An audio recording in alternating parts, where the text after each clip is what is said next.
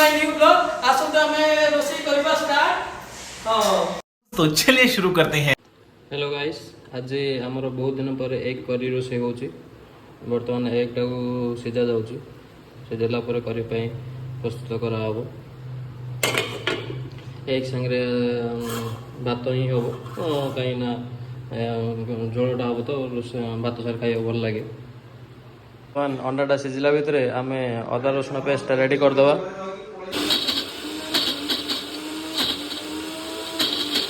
अदा रसुण पेस्टा रेडी गला से भितर आम अंडाटा सीझी जाइए चोपा छड़ाइबा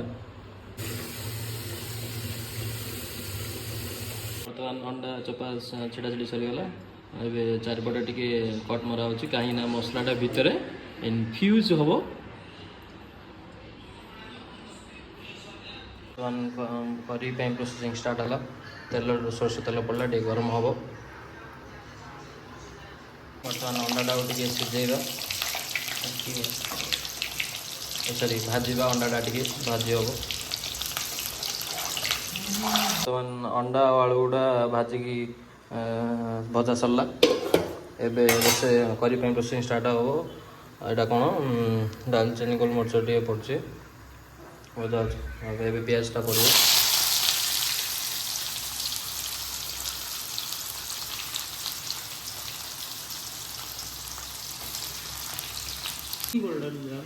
बर्तमान लुणटा पका पियाजटा जल्दी गोल्डन ब्राउन होगापी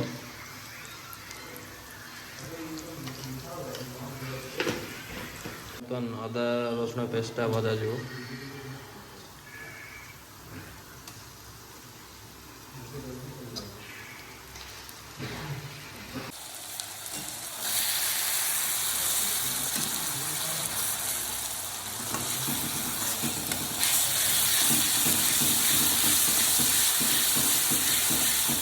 रसुण पेस्टा भाजी गला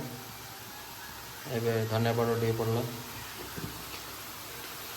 चिली पाउडर टे पड़ो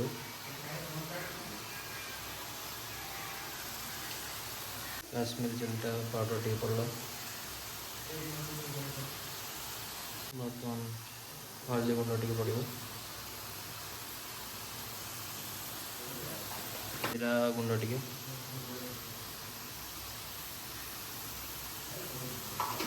ए मसलाटा रेडी गले करी टेस्टा पलि आसे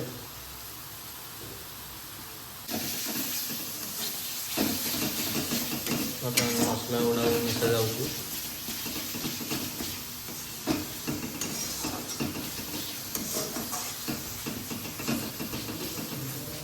मसला गुड़ा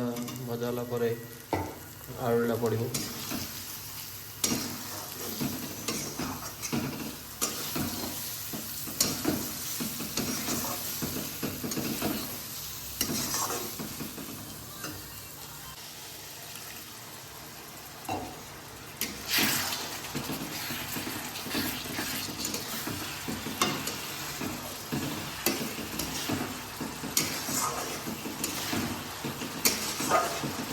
आलुटा टे मसला भाजला अंडाटा टे भजा हम मसला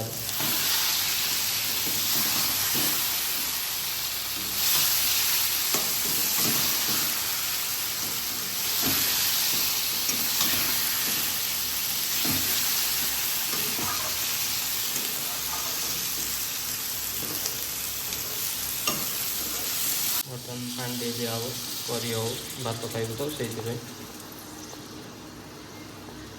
बर्तमान आमर एग करी रेडी 5-10 मिनट पर पानी फुटला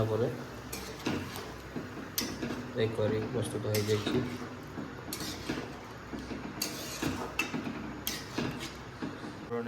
पकई रखाई 5-10 मिनट सीझे तापर आमर एग करी रेडी हो बर्तमान आमर एग करी रेडी देखी पूरा मस्त देखा जाऊँ।